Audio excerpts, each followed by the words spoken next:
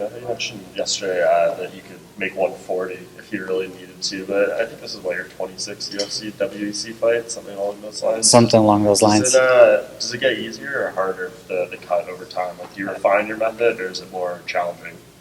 It's usually like clockwork. It's so weird. My body knows. My body's been so used to it, so it knows like when I'm coming up, it just responds a certain way. It knows what I'm trying to do.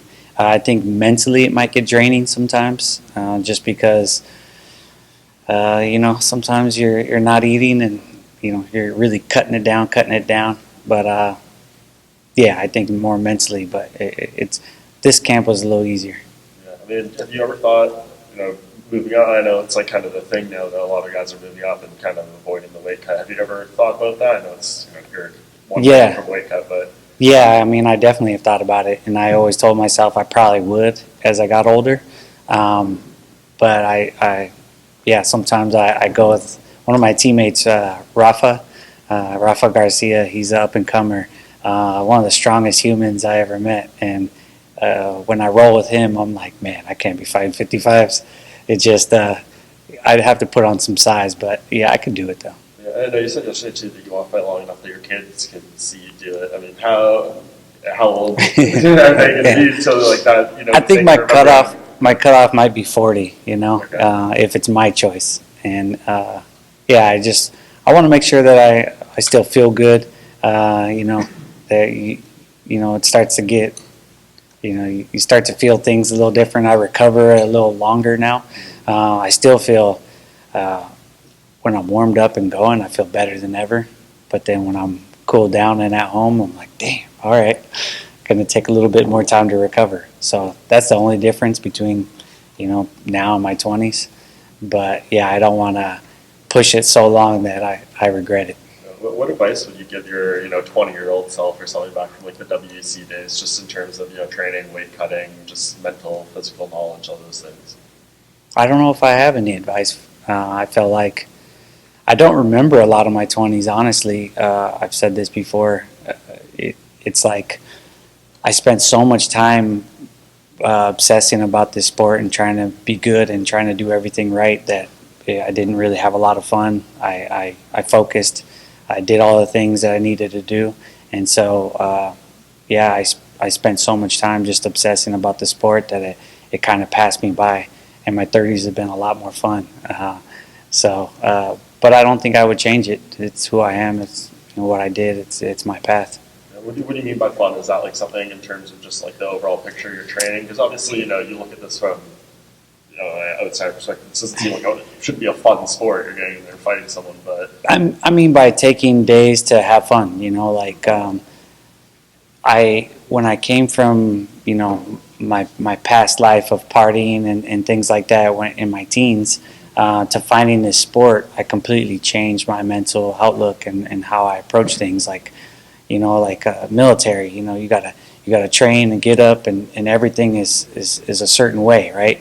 And so if somebody asked me, hey, do you want to go out to a bar on Thursday or to dinner, and I'd be like, in my mind, I'm thinking, what is this person, stupid? I have to work out the next day. Like, what are they trying to derail my career? Like, I had like crazy thoughts like that. So having that, mindset for so long, is probably not the best, but that's what pushed me to be at this level for since I was so young, and to keep me at this level for so long. So now I know I put in the work, I trust myself, and I know when to enjoy myself, to have a beer, to go out and eat, and I make sure that I cut it out far enough out, and it's always a gradual thing, so that way I don't burn out. Is that a transition that happened naturally, or did something change, or did you have to make like a mental switch to sort of just enjoy your career? Yeah, it just occurred naturally over time. As I got into my later 20s, early 30s, I started to be able to enjoy myself. I mean, I didn't drink for like 5 or 6 years, and then that was a hard transition for me, just to quit cold turkey, and then to be able to just enjoy one drink, and then just to know like, okay, that's enough. Don't go drinking 20 drinks and lose control, because that's like one of my biggest things. I don't want to lose control of myself. I don't want to be on TMZ Sports. I don't want to be the headlines of being an idiot, because I know that a lot of people look up to me in my hometown, and I don't want to let them down. And in the past, you've talked about having interest in boxing. Is that still in your mind? Yeah, definitely, but it's becoming less likely now. But yeah, I would have loved to have done a boxing match, and still possible in my future. But I don't see it as big as it was. In fact,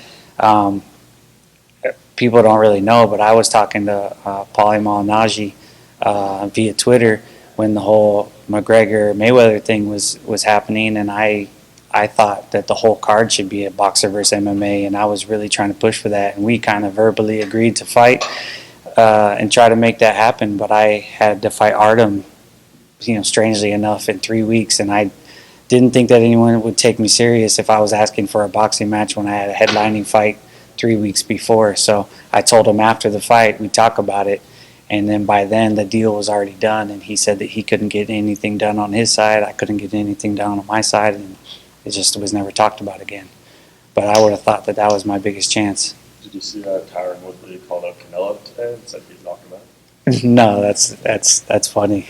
I don't know if I believe that, but I know there's a lot of good strikers in MMA, but not a lot of them take the time to box. I spend a lot of time boxing. I bring my training partners over. I brought many MMA fighters to my boxing gym to get good sparring in, and there's only a handful of guys that really spend the time to box with these guys.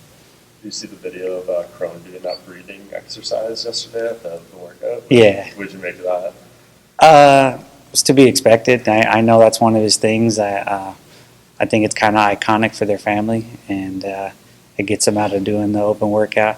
So I was like, damn, I could do a breathing thing or something. I'm not the biggest fan of doing open workouts. I just tried to make the best of the situation, especially all those people showed up. I didn't want to let them down. But if I had to choose, I'd choose not to, because, this isn't the funnest week. I just try to make the best of it. Right. Is it just for that reason that's kind of just like an interruption from your schedule? It's not more so that you're like, maybe tipping your hand or... Yeah, I don't really want to show, what I've been working usually. A lot of times I don't have the energy, and it's like I'm kind of finicky when it comes to the fight week, where I have like spurts of energy and spurts of not having any. So I'm like, let's go train right now while I have the energy. Or sometimes they're like, come on, let's go.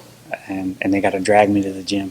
Because I usually train like 14 weeks for a fight is what I like to do. I like to prepare and over-prepare. So by the time I get close to a fight, I'm more winding down and my body doesn't really want to do anything.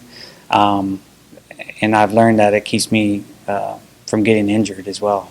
A lot of guys, they wait the last 6 weeks and really try to push training camp, and if something hurts, they can't take a week off because they don't have a week to give. If I'm training for 14 weeks for a fight, I could take a week off. I could take 2 weeks off and still be fine. So.